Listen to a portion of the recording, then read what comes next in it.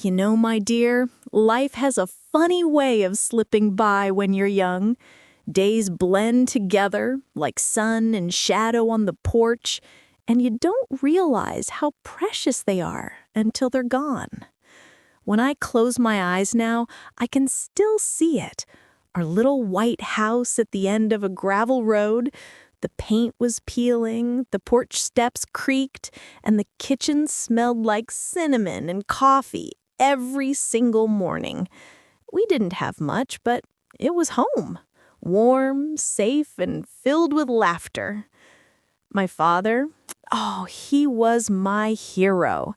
A tall man with gentle hands and the kind of eyes that could calm a storm.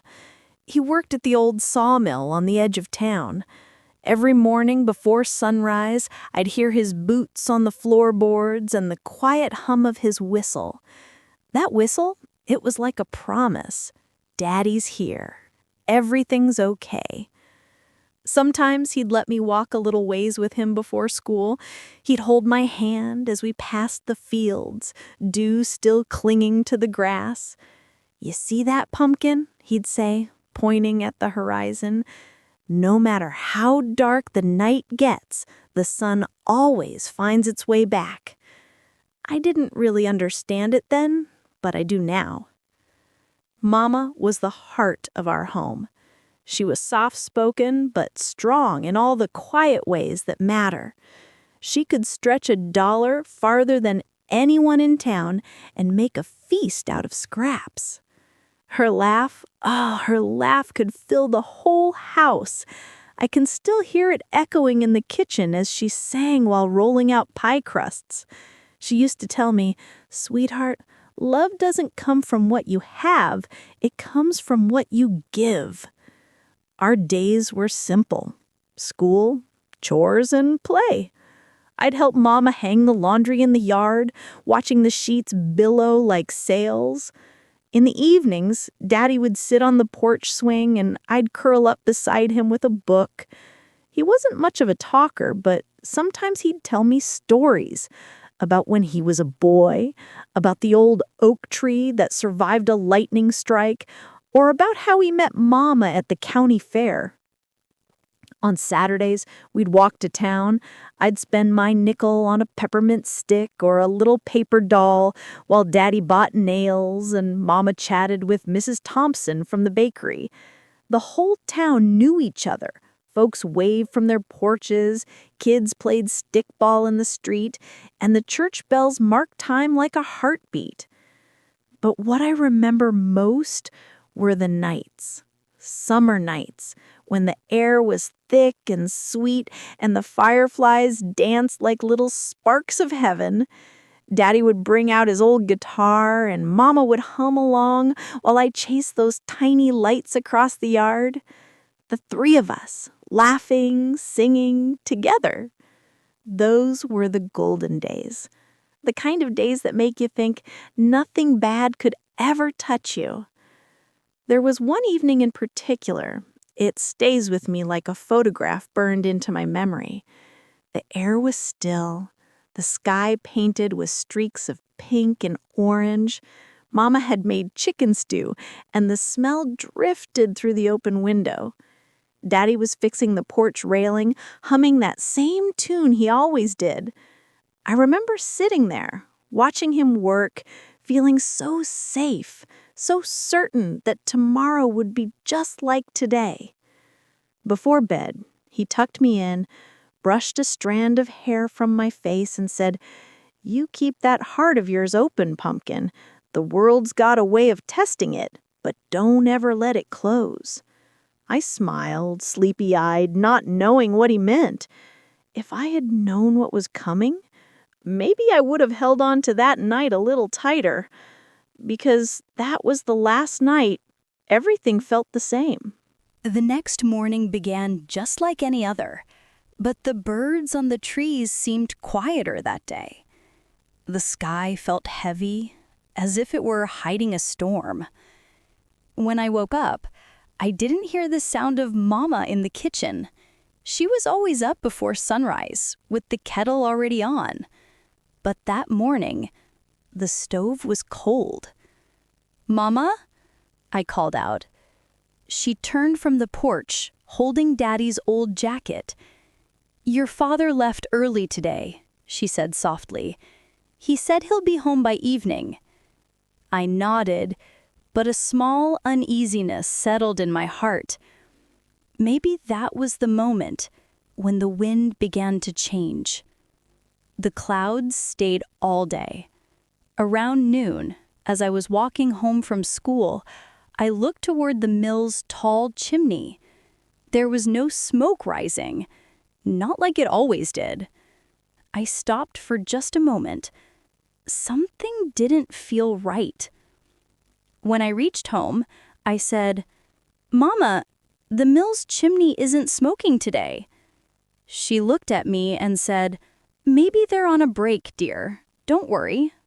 But her eyes lingered on the open window, far away and lost in thought. By evening, thunder rolled across the sky. Lightning flashed, and the rain came pouring down. Through the window, I could see Daddy's old chair on the porch, empty, still. The whistle I always heard on his way home didn't come that night. Mama lit the lamp. Her hands were trembling. I peered out the window. The road was empty, washed clean by the rain, carrying only the scent of wet earth. Then a soft knock came at the door. I ran to open it, but Mama caught my hand. When she opened the door, Mr. Harper was standing there, Daddy's coworker from the mill. Rainwater dripped from his face, but those weren't raindrops. They were tears. He didn't say much. He just held out Daddy's old hat. The lamp slipped from Mama's hands. The glass didn't break, but the light went out.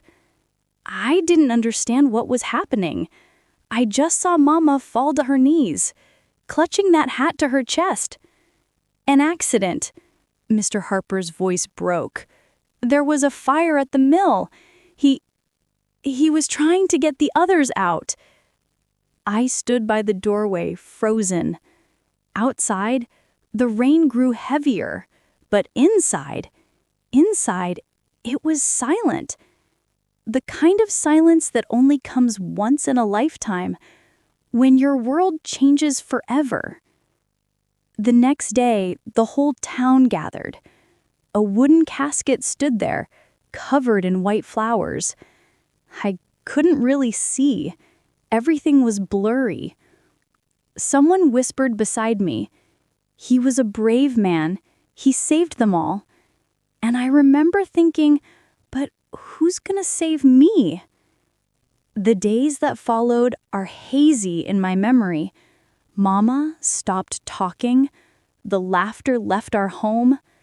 Daddy's whistle was gone, replaced by the lonely creak of the porch swing. At night, I'd sit by the window, listening to the wind, hoping maybe, just maybe, I'd hear his tune again. That sound never came back. One evening, Mama came to me. There were no tears on her face anymore, just a quiet exhaustion in her eyes. She placed her hand on my head and said softly, "Life doesn't stop, sweetheart. We have to keep going." I nodded, but something inside me closed, a door that led back to the world where I was still a child. In that day, in that moment, I felt it for the first time. My childhood was over.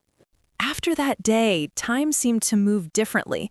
The clock still ticked, morning still came, night still fell, but the air had changed. The sun didn't shine the same way anymore. The days felt longer, heavier, quieter, filled with a kind of stillness that even the birds respected. I was only 12, but I felt much older, as if something inside me had crossed a line that could never be uncrossed. Mama stopped singing. She used to hum along with the radio every morning while she cooked breakfast, her voice blending with the sound of the kettle. but now she hardly spoke. She would sweep the same spot over and over, lost somewhere in thought. Sometimes I'd find her sitting by the window, staring down the dusty road that led to the mill, the same road Daddy used to walk home every evening, whistling that soft tune. Her eyes would stay fixed as if waiting for someone who had only gone a little too far and might come walking back any minute. Months later, the mill was rebuilt. Fresh paint, new machines, new faces. But Mama and I never went near it again. Whenever we passed by, her steps slowed. I could almost hear that old whistle again in the wind, faint, fading, refusing to die. I'd hold my breath, hoping, but there was only silence. At school, things felt different too. My friends still played hopscotch and giggled about silly secrets, but I no longer knew how to join them. There was a grown-up kind of silence inside me, one that didn't fit in with their laughter. Once my teacher asked me to read a poem, something about spring and blooming flowers, but I stopped halfway. I said my throat hurts. The truth was, it wasn't my throat, it was my heart. Spring had stopped blooming inside me that day. Evenings were the hardest. That was Daddy's hour. Dusty boots, smiling eyes, the sound of his whistle echoing down the road. Now that hour came and went like a ghost passing through the house. Sometimes I would light the lamp before Mama asked, just so the shadows wouldn't grow too long. The glow filled the walls, soft and trembling, and I'd whisper to the air, "Good night, Daddy." As time passed, we both changed. Mama began sewing again, tiny dresses for the neighbors' children, tablecloths for the church. She said, "It keeps the hands busy, and when the hands move, the heart doesn't hurt as much." I would sit beside her, learning how to sew buttons and thread needles without shaking. That's when I learned something I never forgot. Healing doesn't always look like laughter. Sometimes it looks like quiet work and steady breathing. The years drifted by. The house grew older, and so did I. In winter nights, when the fire crackled, I would close my eyes and listen, not for the silence of that terrible day, but for the warmth of Daddy's laugh, the strength of his hands, the safety of his presence. That memory, soft and golden, was enough to make the night gentler. Then one spring morning, I heard Mama humming again. It wasn't the same tune she used to sing years ago, but it was something fragile, hesitant, and alive. I remember standing in the doorway, just listening. The sunlight touched her face, and for the first time in years, I saw peace there. Not joy, not forgetfulness, just peace. That day, I understood something. Grief doesn't leave us. It just changes its shape. It softens its voice, puts on gentler clothes, and learns to live beside us. It stops being an intruder and becomes a quiet companion, a reminder of love that was once so deep it broke us open. And in that quiet companionship, between sorrow and strength, between memory and moving on, life begins again. Time waits for no one. It flows like a river, steady, unstoppable, whether the heart is ready or not. After that smoke-filled day, life didn't stop, even though part of me wished it would. Slowly, gently, it began to move again. Not as before, but in a different rhythm. The laughter returned, though softer. The mornings came, though quieter. The pain never disappeared, but it found a quieter corner in the heart. Years passed, one after another, until I grew up. I finished school, started working, and learned how to hide my memories behind a smile. People said I was strong, but I knew it wasn't strength, it was survival. When you've known loss too early, you learn to carry silence like a second skin. A few years later, I got married. He was a kind man, gentle, calm, with eyes that seemed to listen even when he said nothing. He didn't ask much about my past, and I was grateful for that. Sometimes he would look at me in a way that reminded me of my father, that same warmth, that quiet assurance that everything would be all right. We built a small home together. It wasn't fancy, just 2 rooms, a garden, and an old wooden chair by the window. But there was peace in those walls. We had little, but love filled the spaces where luxury never could. Mornings smelled of coffee and sunlight, evenings of stories and laughter, and at night, when the world fell asleep, I would look at the stars and whisper a prayer, not of asking, but of gratitude. Then came the day I became a mother. When I held my baby for the first time, the world stood still. The pain, the noise, the years of holding back tears, everything faded into silence. In that tiny heartbeat against my chest, I heard the sound of life itself. I looked at him, his tiny fingers curling around mine, his eyes still learning to open, and in that fragile face, I saw my father. The same gentle smile, the same spark of kindness that once lit our home. Mama was there beside me.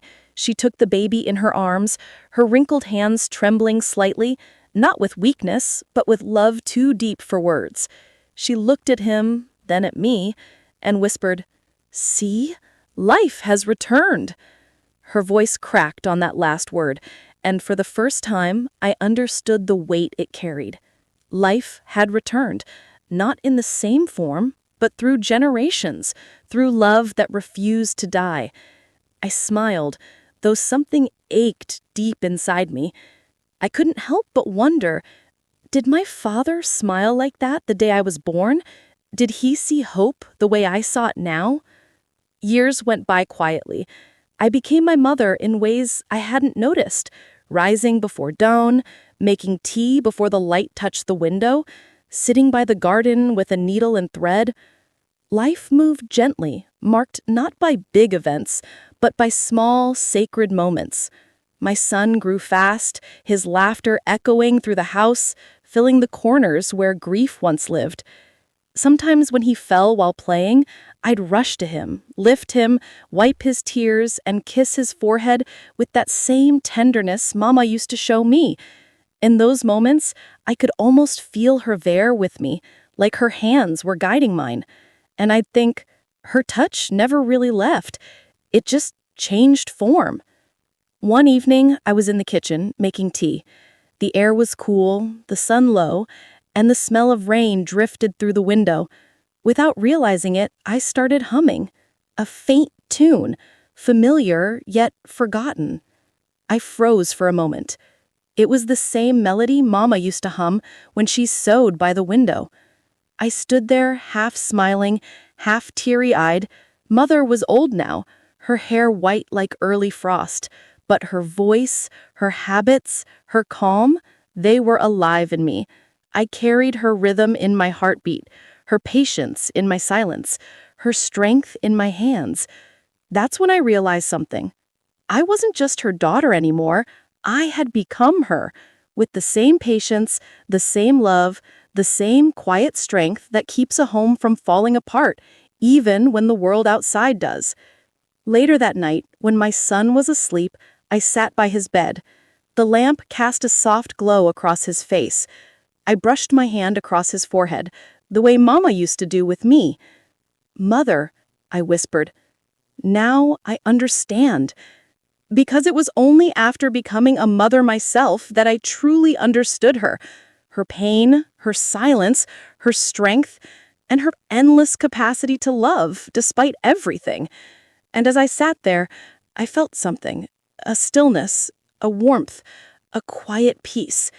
Maybe it was the wind, or maybe it was him, my father, watching from somewhere above, smiling that same gentle smile, proud of how life had come full circle. Time has a strange way about it. By the time you stop to look at it, it has already gone around in circles. I am old now. My hair has turned silver.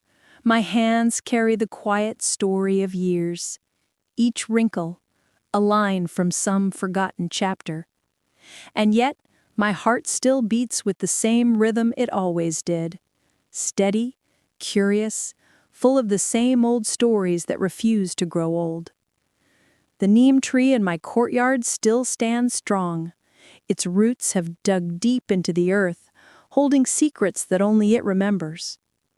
Every morning, light filters through its leaves in soft, broken rays, painting the floor with golden patterns. The old wooden chair beneath it, creaky, worn, and loyal, has become my companion. When I sit there, the world slows down just enough for me to listen to the rustling leaves, to the laughter of children, to the whisper of time itself. Every evening, when the sunlight softens into a golden hush, I sit with a cup of tea, the steam curling like memory, and my grandchildren gather around me, bright-eyed, restless, full of questions. "Grandma, tell us the story," they beg, their little faces glowing with mischief and excitement. And as always, I give in, smiling at their impatience, my heart quietly swelling. I begin, the same way I always do. There was a day when the sky was heavy and no smoke rose from the mill's chimney. The air grows still. Even the birds seem to pause as my voice drifts through the courtyard. The children fall silent, their laughter replaced by wonder. I can see their eyes tracing my words as though they could see that long-ago day, the gray sky, the trembling earth, the uncertain breath of a child who had just learned what loss meant. I tell them about my father, about his strength that felt like the sun on cold mornings, and about the day when the world grew quiet without him. My voice wavers sometimes, but I let it, because truth should never be hidden behind strength. Life isn't always gentle, I tell them. Sometimes it breaks us into pieces we don't recognize. But if you live with your heart open, if you keep kindness alive, even sorrow will teach you love. They listen, wide-eyed, as if hearing not just a story, but the echo of something sacred. And then one of them always asks, softly, hesitantly, "Grandma, why are you crying?" I smile, the same tired, loving smile my mother once wore, and say, "My child, these aren't tears. They're just greetings from my memories." Sometimes when the wind passes through the courtyard, I can almost hear it, that faint, haunting whistle. It floats between the neem leaves, a melody so fragile it could vanish any moment, and yet it lingers, refusing to die. I close my eyes, and for a brief, trembling instant, it feels as though Father is sitting beside me again, his hand resting gently over mine, his silence speaking all the words I still ache to hear. Mother is gone now, too, but in the quiet rhythm of my days, she returns. In the soft hum of the sewing machine, in the way I stir sugar into tea, in the way I reach out to hold a child's hand. She lives inside me, not as a ghost, but as a pulse. She is there in every breath of care, every act of patience. I have come to understand something. Time changes everything, yes. It takes faces, names, and seasons, but it cannot touch love. Love is not bound by clocks or calendars. It travels, silently, gracefully, through generations, like the calm current of an ancient river that never forgets its source. Now, when I hold my little granddaughter, I whisper in her ear, "Remember, life never stops. Even when it feels heavy, even when it hurts, keep walking, because every ending carries a beginning inside it." She looks up at me and smiles, a small, tender smile that reminds me of another time, another face. And in that moment, something inside me softens. I watch her run across the courtyard, laughter ringing like bells, the evening sun glowing on her hair, and I realize this is how time heals, not by erasing what was, but by letting it live again through those who come after. So when I close my eyes now, I don't see loss, I see continuity. The same tree, the same sky, the same stories, only the voices have changed. And as the wind stirs once more, Carrying that old familiar whistle, I whisper into the quiet, "Yes, Papa, I hear you." And when my granddaughter's laughter fills the air again, it feels to me as though life once more has begun anew. Life, it seems, has begun to slow down, not in sorrow, but in rhythm. Like the evening sun that quietly sinks beyond the horizon, I too am learning how to rest, how to fade gently, without regret. My days now unfold softly, one after another, calm and steady, yet within that calm, stories still breathe. Stories tucked into every wrinkle, every sigh, every heartbeat. When the birds sing at dawn, their chirping feels like an echo of my childhood. Their notes carried the scent of early mornings long gone, when I would run barefoot through the wet grass, when the world still felt endless and unbroken. I hear their songs now and feel for a fleeting second like that little girl again, chasing light through the neem trees outside our old home. In the evenings, when the sun leans low and the shadows of the trees grow longer, I often sit by the window or beneath that same neem tree, the one that has stood in my courtyard for as long as I can remember. Its branches have grown heavy, its trunk thick with time, and its roots are deep, much like my own life. I watch the light fade and think of all the seasons that have come and gone. So many faces have changed, so many voices have quieted, yet the beating of my heart feels the same. The rhythm that once danced to my father's whistle still echoes faintly within me. Time may have passed, but some melodies never truly fade. Sometimes I gaze at the sky for long stretches, at the clouds that drift lazily across, at the soft shimmer that remains even after sunset. I imagine somewhere up there, my mother and father sitting together, just as they used to, smiling down at me. I whisper to them in my heart, "See, I kept my promise. I didn't let life stop. I kept moving forward."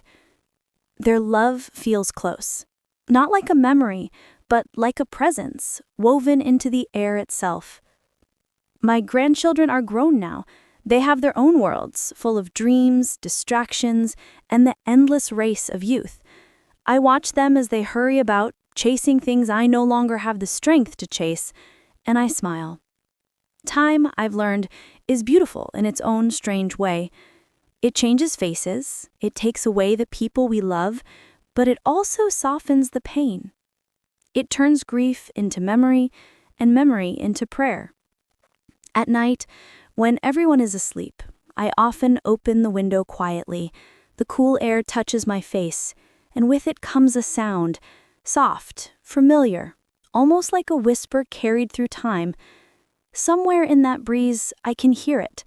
That same faint whistle my father once played on his way home from the mill.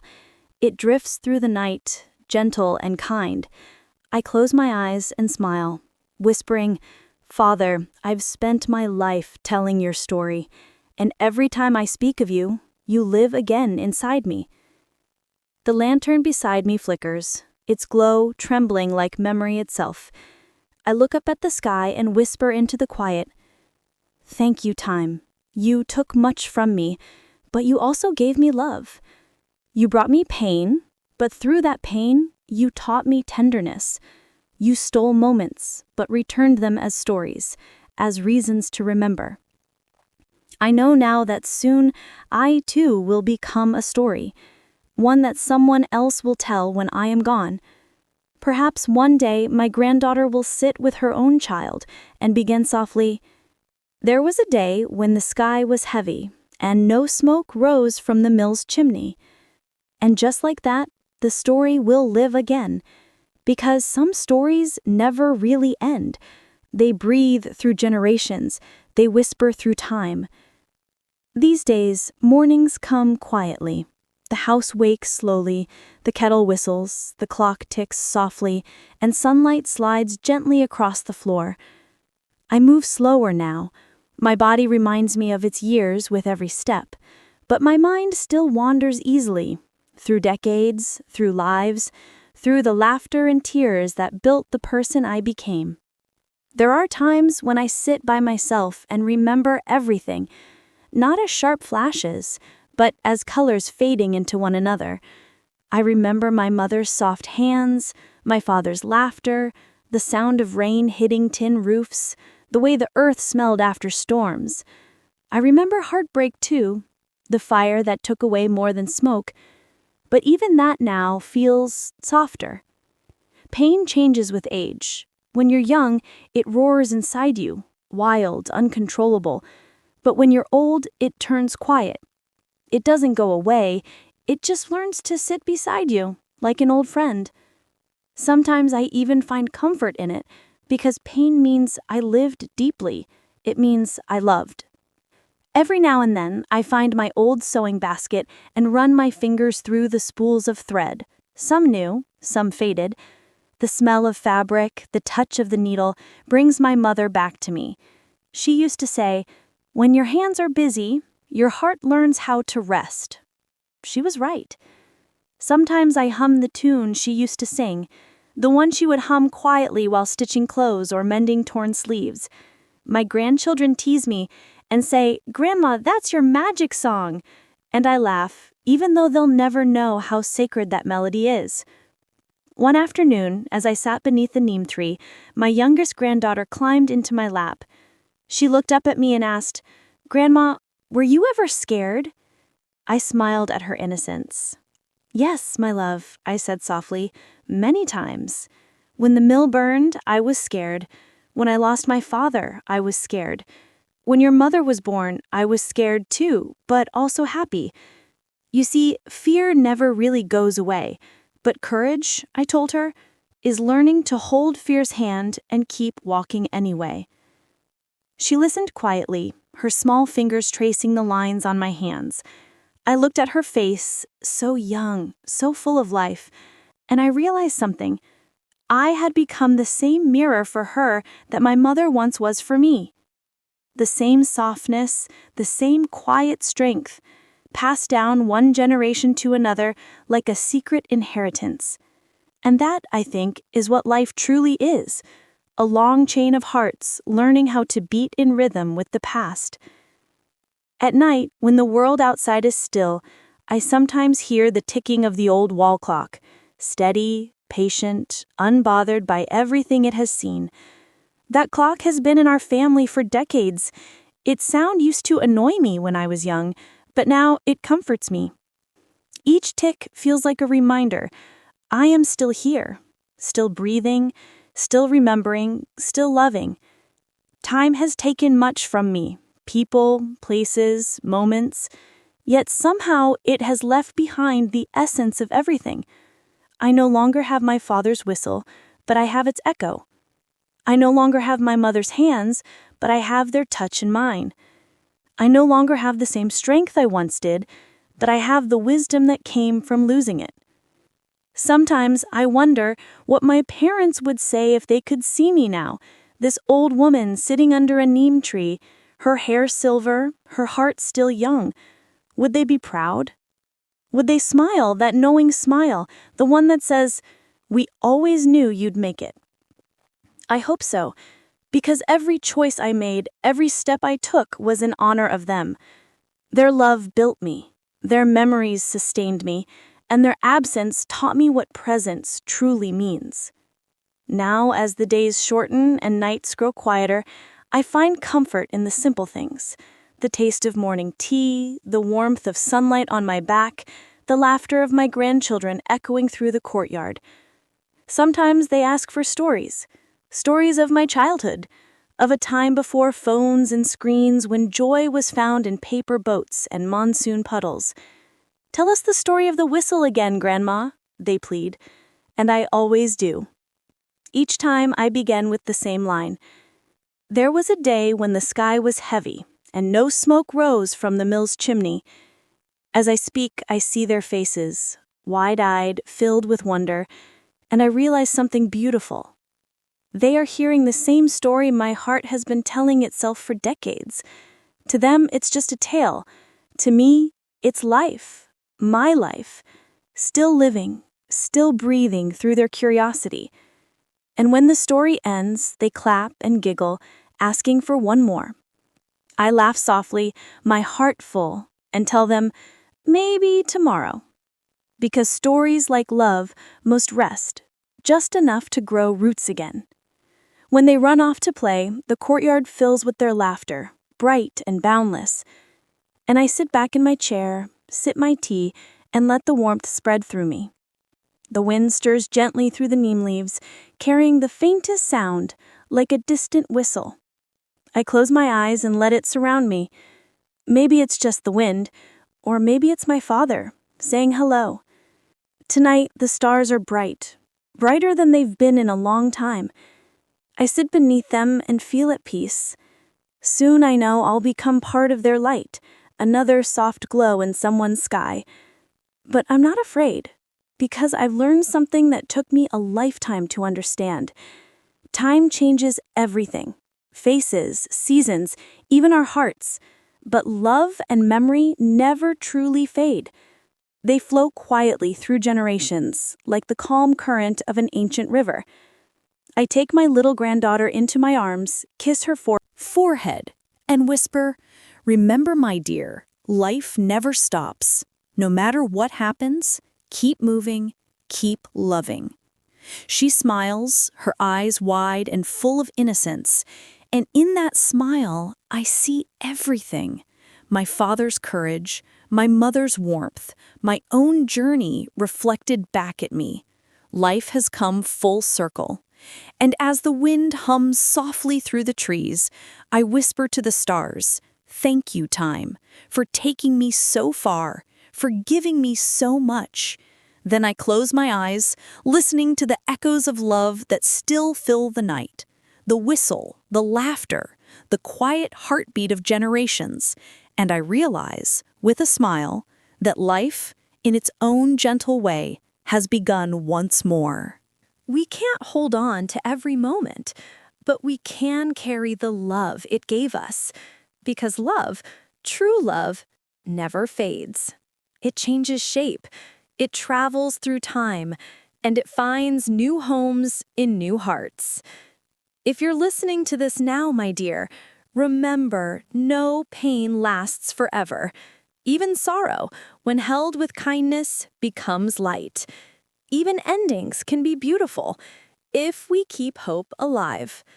So live fully, laugh deeply, forgive easily, and love, love without measure. And now, I want to hear from you. What's one memory or one person from your past that still lives in your heart? Tell me in the comments below. Because every story matters, and maybe your memory will become our next story. Thank you, my dears, for listening to my story. If this story touched your heart, don't forget to like, comment, share, and subscribe to Grandma's Voice.